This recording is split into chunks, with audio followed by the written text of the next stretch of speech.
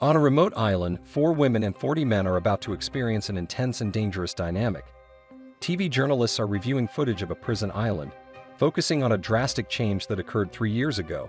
The death penalty for first-degree murder was replaced by exile.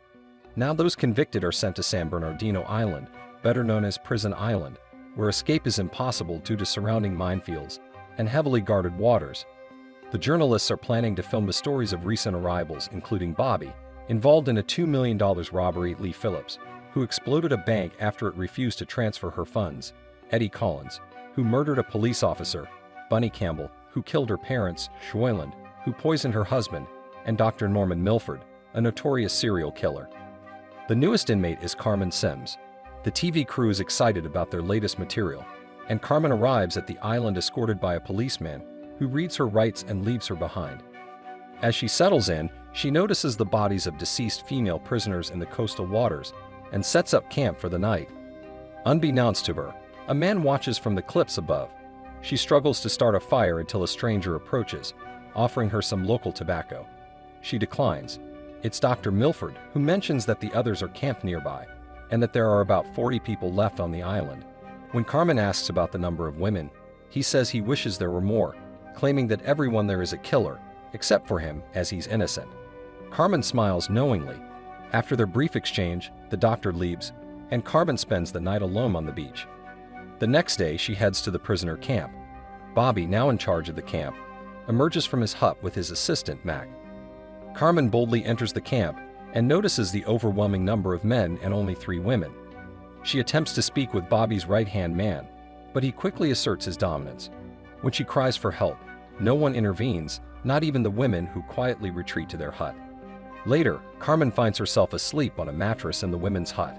After a brief altercation, they stop her from leaving, explaining that women are the most valuable resource on the island, and no one will let them go. Carmen is determined to challenge the system, but is forced to join the others in working the land for a future garden. After a long day, she asks if anyone has ever dared to stand up to Bobby and his group. Carmen is told that while there have been some escapes, no one can say for certain if they were any better off. Fights occasionally break out among the men, but Bobby and Mac swiftly and ruthlessly suppress them. During the day, the women work on constructing a storage shed. Carmen's hands become raw, and although the doctor attempts to assist her, the overseer quickly sends him away. As evening falls, the women prepare themselves for the night shift, except for Bunny, who is exclusively with Bobby. The next morning, the women serve food to the men and witness a violent altercation. Afterward, the body of the deceased man is casually tossed off a cliff as part of the island's burial custom. Later, the women, guarded by several prisoners, head to the stream to do laundry. But they are ambushed by a group of escaped convicts, those who refuse to live by Bobby's rules. The escapees kill the guards and take the women with them. Enraged, Bobby orders his men to find and bring them back.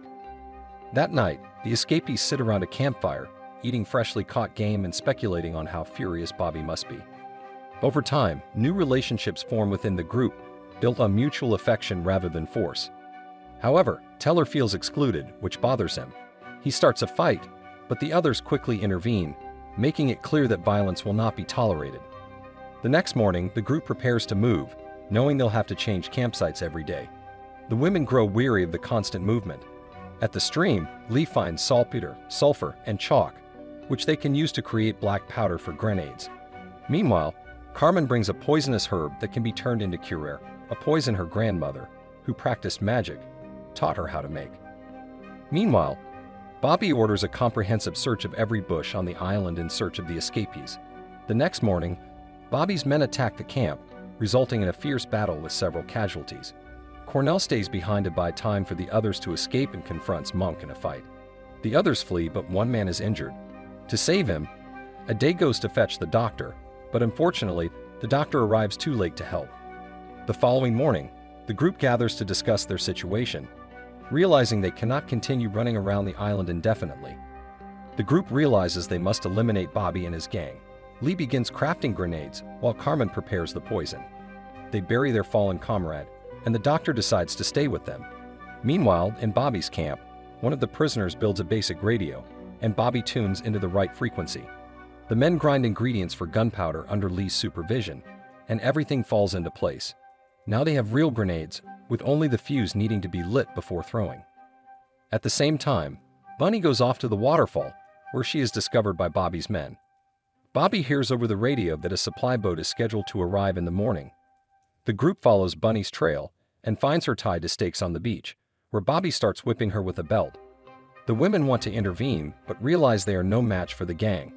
Just then, Bobby spots a police boat approaching, and he and his men quickly hide among the rocks. The police officers unload crates of supplies onto the shore. One officer, unable to hold back, rushes to help Bunny, but a prisoner swimming toward the boat kills the remaining officer, grabs his rifle, and opens fire on those on the shore. The bandits emerge from their hiding spots, arm themselves, and leave one behind to guard the boat, while the others head back to camp. The friends debate how to seize the weapons, and they decide that the best approach is to go by water. One of them dives into the ocean, swims to the boat, and uses a blowpipe to take out the guard. With the guard down, they now have a rifle and the boat, from which they drain the fuel. At that moment, the doctor sees Bunny and rushes to her aid. Back at the camp, Bobby accuses Monk of cowardice, but Monk defends himself, explaining that too many important people have already died. That night around the campfire, the doctor confesses that he was convicted for disconnecting a life support machine from a patient who had already passed, and he no longer wishes to return to a place where he was betrayed. The next morning, the group heads towards Bobby's camp, only to find it abandoned. They quickly devise a plan and split up into their positions. The women prepare gas cans, and when the moment arrives, Bunny is supposed to let the gasoline flow through the pipes leading to the storage and ignite it. Meanwhile, the others get ready for the assault. The first explosion takes out a bandit in his hut, sending the camp into chaos, with no one understanding what's going on. Bobby and Monk start firing with the captured weapons. During the shootout, Cornell is killed. Bobby hides in the storage bunker, continuing to shoot. Lee then grabs a grenade and charges the bunker, causing an explosion. Bobby survives and shoots Lee in the back, killing her. A wounded Monk reaches Bobby's bunker and pleads to be let inside, and together they continue firing.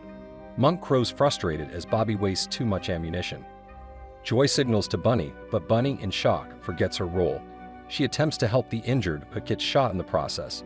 The doctor rushes to her side, hides her in a safe place, and then hurries to the pipes, releasing gasoline into the drainage and setting it ablaze.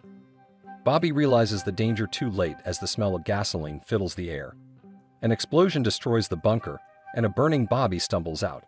Furious, Eddie spots Monk and considers shooting him, but hesitates. After the explosion, Monk is badly burned and blinded. The camp returns to a calm routine as people tend to their chores, with even the blind Monk helping carry water. The doctor and Bunny walk toward the sea, where arriving police officers ask to speak with Dr. Milford, as a new trial awaits him on the mainland. The doctor responds that Milford is dead and that he has no desire to return. This is his home now.